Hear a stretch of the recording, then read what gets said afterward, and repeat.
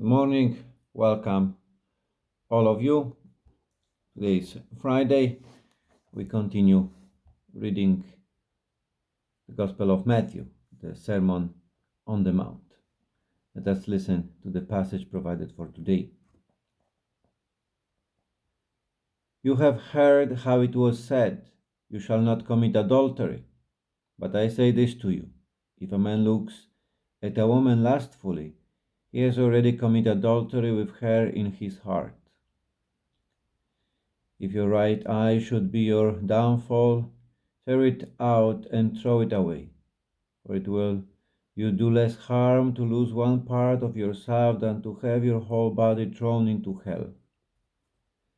And if your right hand should be your downfall, cut it off and throw it away, for it will do you less harm to lose one part of yourself than to have your whole body go to hell.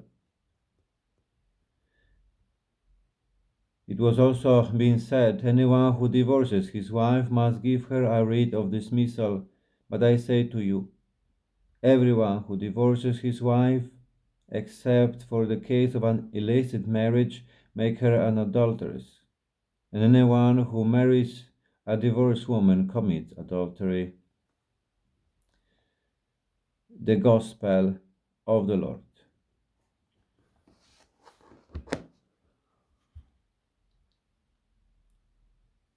As we said already, that Jesus Christ is bringing something totally new. And in saying totally new, it is not that he invent new thing, but he bring new interpretation of it. I mean, he's really showing the heart of the law. What was the intention of the Lord, giving certain regulations? I mean, the Old Testament with different rules, directives, what to do and not to do. That point was really to make a person happy. Blessed are those, happy are those who. We heard that in the beginning of the Sermon of the Mount, on the Mount. We heard yesterday this radicalization that Jesus Christ is looking at these different commandments in a very radical way.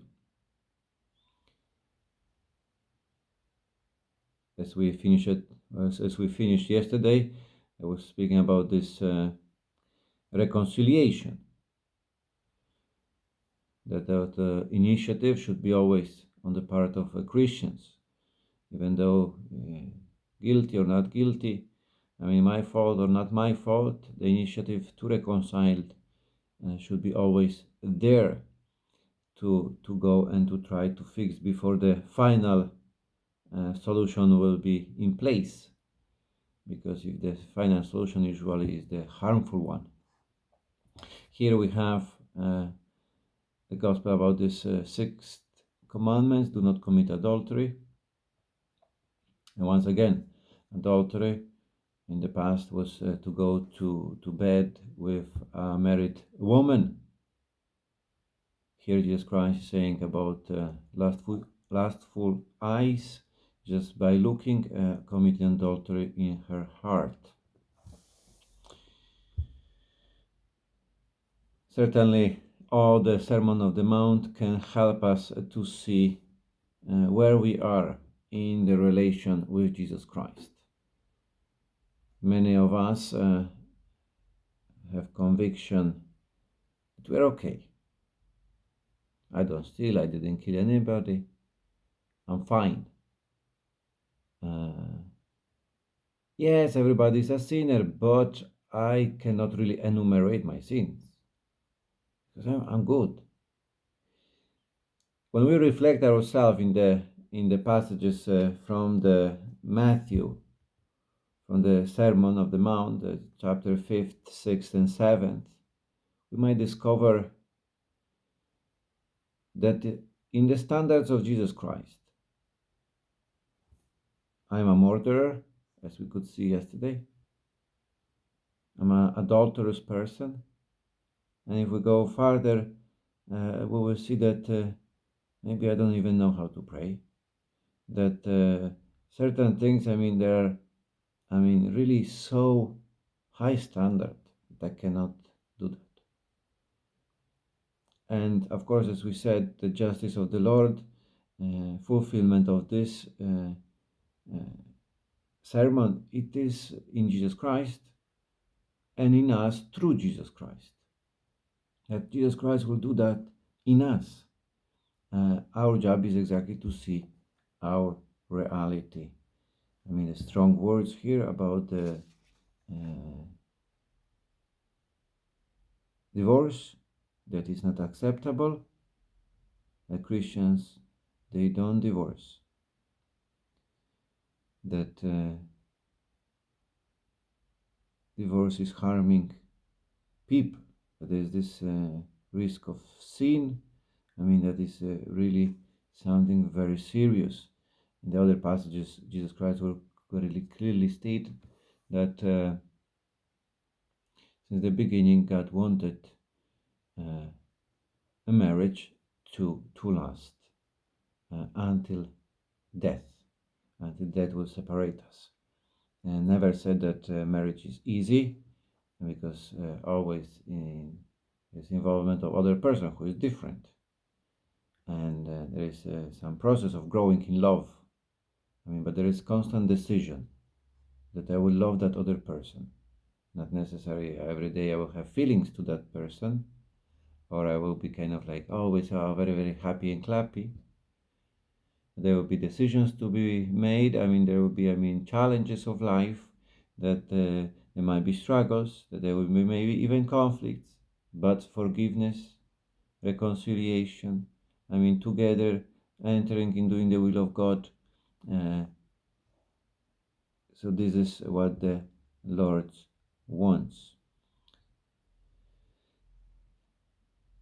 And here, of course, this part when it was about the eye and hand to remove from our own body if they, cause us to sin, and showing how radical Jesus Christ is.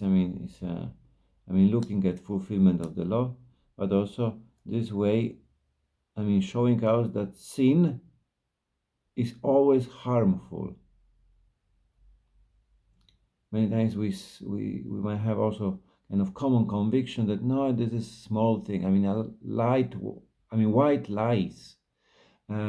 Just everybody is doing this. Is small things. A little gossip here and there. Maybe don't take. I don't know. I don't know how to give you an example, but small things in our own families that we maybe call names, that we bother the others, that that we don't respect them, that we speak behind their back. Small things we say are small things. But Jesus Christ saying sin is always serious. Saint Maximilian Maria Kolbe used to say, small or big sin, sin is always sin. The sin always will separate me from the Lord. The sin always will, cover, close my eyes to see God's love. Always.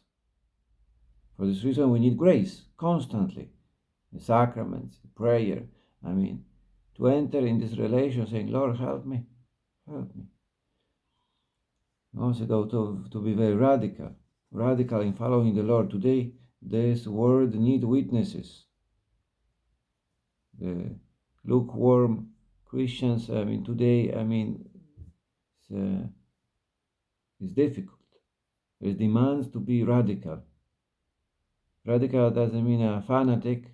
Radical means to live the gospel which Jesus Christ himself brought to us. Not to invent anything else, to add anything more, because it's enough to follow the teaching of Jesus Christ. And to enter in with this spirit of humility, saying, Lord, I cannot do that. I cannot conquer my vices, my sins. It is you on whom I need to rely. And may the Lord really fulfill his promises. Have a great day. God bless.